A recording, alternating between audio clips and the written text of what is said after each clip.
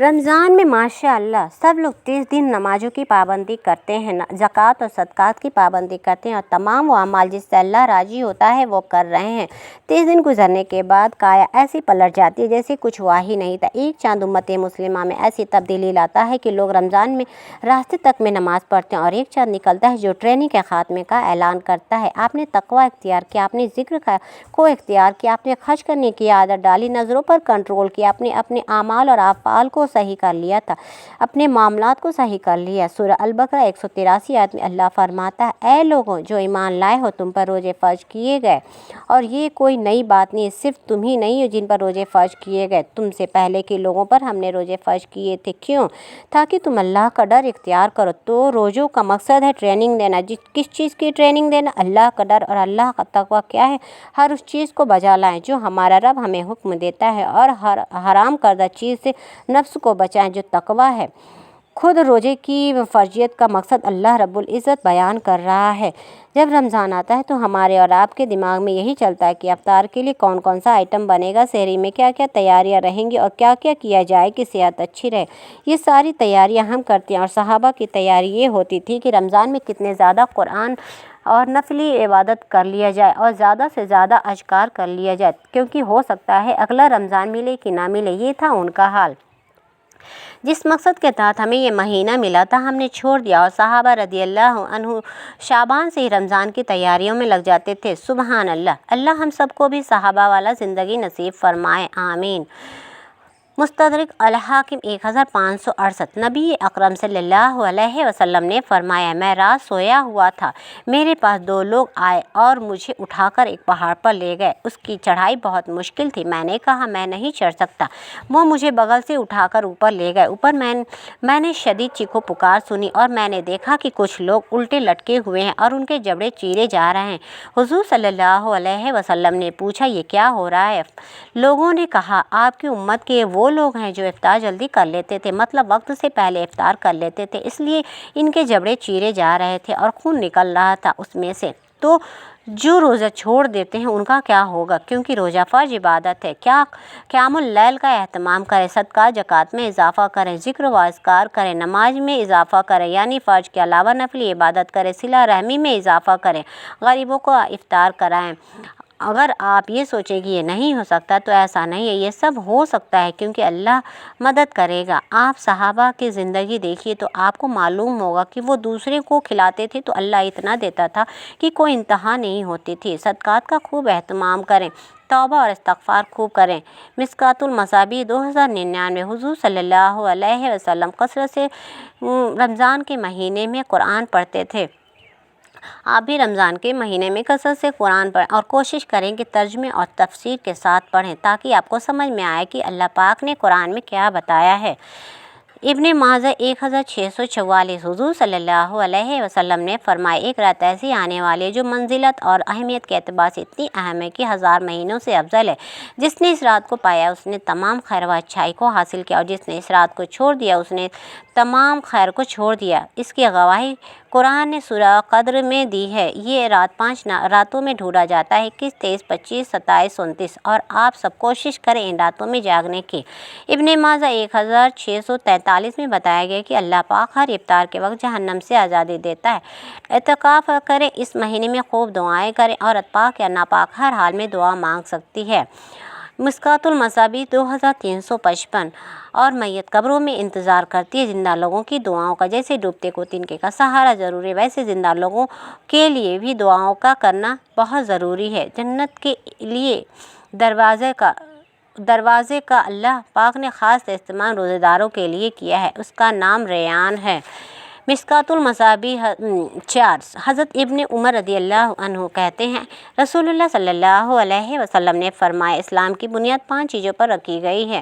پہلا، گواہی دینا کہ اللہ کے سوا کوئی معبود برحق نہیں، محمد صلی اللہ علیہ وسلم اس کے بندے اور رسول ہیں۔ دوسرا، نماز قائم کرنا۔ تیسرا، زکوٰۃ دینا۔ چوتھا، حج کرنا۔ پانچواں، اور رمضان کے روزے رکھنا یعنی روزہ رکھنا اسلام کی بنیاد میں سے ایک بنیاد ہے، یعنی جو روزہ چھوڑ دیتا ہے تو آپ سمجھ لیں کہ وہ ایسی بنیاد کو ہٹا رہا ہے جس سے اس کی ایمان کی اور اسلام کی बुनियाद धड़ाम से नीचे गिर पड़े। मिस्कातुल मसाबी 1956। आप सल्लल्लाहु अलैहि वसल्लम ने फरमाया, जब रमज़ान का महीना आता है तो आसमान के दरवाज़े खोल दिए जाते हैं, और एक रिवायत में है कि जन्नत के दरवाज़े खोल दिए जाते हैं और जहन्नम के दरवाज़े बंद कर दिए जाते हैं और शयातीन को जकड़ दिया जाता है। फिर भी अक्सर लोग नमाज नहीं पढ़ते। इंसान को खुद सोचना चाहिए कि मैंने अल्लाह के लिए कुछ करना है। मिस्कातुल मसाबी 1960। रमज़ान में मुनादी करने वाला ऐलान करता है, खैर व भलाई के तालिब हिम्मत कर और आगे बढ़ने किया करने के लिए, और ऐश शर के तालिब रुक जा, अब तो बाज आ जा इस मुबारक महीने में। और अल्लाह की तरफ से हर रात में लोगों को जहन्नम से आज़ाद किया जाता है। बुखारी शरीफ 37। हज़रत अबू हुरैरा रज़ियल्लाहु अन्हु बयान करते हैं, रसूलुल्लाह सल्लल्लाहु अलैहि वसल्लम ने फरमाया, जो शख्स ईमान व इखलास और सवाब की नीयत से रोज़े रखे तो उसके साबका पिछले गुनाह माफ़ कर दिए जाते हैं। जो शख्स ईमान व इखलास और सवाब की नीयत से रमज़ान में क़याम करे, नमाज तरावी का एहतमाम करे तो उसके साबका गुनाह माफ़ कर दिए जाते हैं। और जो शख्स ईमान व इखलास और सवाब की नीयत से शब क़द्र में क़याम करे तो उसके पिछले गुनाह बख्श दिए जाते हैं। लेकिन इससे मुराद छोटे छोटे गुनाह हैं। बड़े गुनाह नेक आमाल से माफ़ नहीं होते हैं, वो सिर्फ तौबा करने से माफ़ होते हैं और गुनाह छोड़ने से। मिस्कातुल मसाबी 564। आप सल्लल्लाहु अलैहि वसल्लम ने फरमाया, अगर बड़े बड़े गुनाहों से बचा जाए तो 5 नमाजें, एक नमाज से दूसरी नमाज तक, एक जुमे से दूसरे जुमे तक और एक रमज़ान से दूसरे रमज़ान दरमियान के गुनाहों का कफ़ारा है। अगर बड़े गुनाहों से बचा जाए तो नमाज न पढ़ना खुद बड़ा गुनाह है। मुस्लिम शरीफ 1904। आप सल्लल्लाहु अलैहि वसल्लम ने फरमाया, रमज़ानुल मुबारक में हर नेक अमल 10 से 700 गुना बढ़ा दिया जाता है। इसलिए कोशिश ख्वाहिए ज़कात रमज़ान के महीने में दें ताकि ज़्यादा सवाब मिले। अल्लाह फरमाता है, बेशक रोज़ा ख़ास मेरे लिए है और मैं ही इसकी सज़ा दूँगा। वह अपनी ख्वाहिश और अपने खाने को मेरी वजह से तर्क यानी छोड़ देता है तो रोज़ादार के लिए 2 खुशियाँ हैं, एक फ़रत व खुशी तो उसके अफ्तार के वक्त है, जबकि एक खुशी अपने रब से मुलाकात के वक्त है। और रोज़ादार के मुँह की बू अल्लाह के यहाँ कस्तूरी की खुशबू से भी बेहतर है। और रोज़ा ढाल है, जिस रोज़ तुम में से किसी का रोज़ा हो तो फहशगोई और गुनाहों से इज्तनाब करे। अगर रोज़े की हालत में तुमसे कोई झगड़ा करे तो उससे कह दो कि मैं रोज़े से हूँ, यानी लड़ाई झगड़े से बचे। मुस्लिम शरीफ।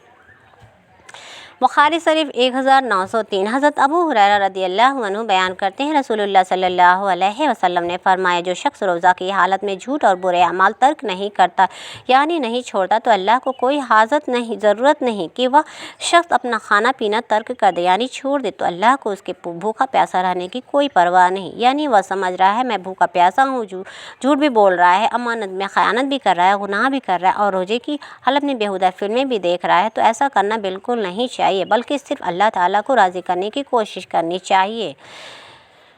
मिस्कातुल मसाबी 5331। आप सल्लल्लाहु अलैहि वसल्लम ने फरमाया, जिस शख्स ने दिखलावे के लिए रोज़ा रखा, दिखलावे के लिए नमाज पढ़ी, उसने शिर्क किया, और जिसने दिखलावे के लिए अल्लाह की राह में सदका किया उसने शिर्क किया। यानी रोज़ा भी तभी कबूल है कि अल्लाह के लिए रखा जाए। सूरह अनआम की आयत नंबर 162 में अल्लाह फरमाता है, ऐ महबूब सल्लल्लाहु अलैहि वसल्लम, आप अल्लाह के हुजूर अर्ज कीजिए और लोगों और उम्मत को भी बता दीजिए, बेशक मेरी नमाज, मेरी कुर्बानी, मेरा जीना, मेरा मरना सब कुछ मेरे अल्लाह के लिए है जो सारे जहानों का पालने वाला है।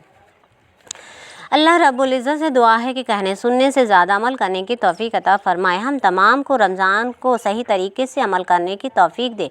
इस रमज़ान में हमारी ज़िंदगी को तब्दील करने वाला महीना बना दे। इस रमज़ान का सही फ़ायदा और तक़वा इख्तियार करने की तौफीक दे। जब तक ज़िंदा रखे इस्लाम और ईमान पर ज़िंदा रखे, ख़ात्मा ईमान पर हो। हमारी तमाम टूटी फूटी इबादतों को कबूल फ़रमाए। रमज़ान मग़फ़िरत का महीना है, इसमें हम सबको मग़फ़िरत की दुआ करनी चाहिए। ये महीना जहन्नम के आज़ादी का महीना है। जामिया तिरमिज़ी हदीस नंबर 682 में ये अल्फाज है कि जैसे ही रमज़ान का महीना आता है जन्नत के दरवाज़े खोल दिए जाते हैं और जहन्नम के दरवाज़े बंद कर दिए जाते हैं, और ये सिलसिला पूरे रमज़ान चलता है। तो हमें चाहिए कि पूरे रमज़ान के महीने में ऐसा अमल करें कि अल्लाह रब्बुल इज़्ज़त हम सबको जन्नतुल फ़िरदौस वाला अमल करने वाला बना दे। आमीन सुम्मा आमीन।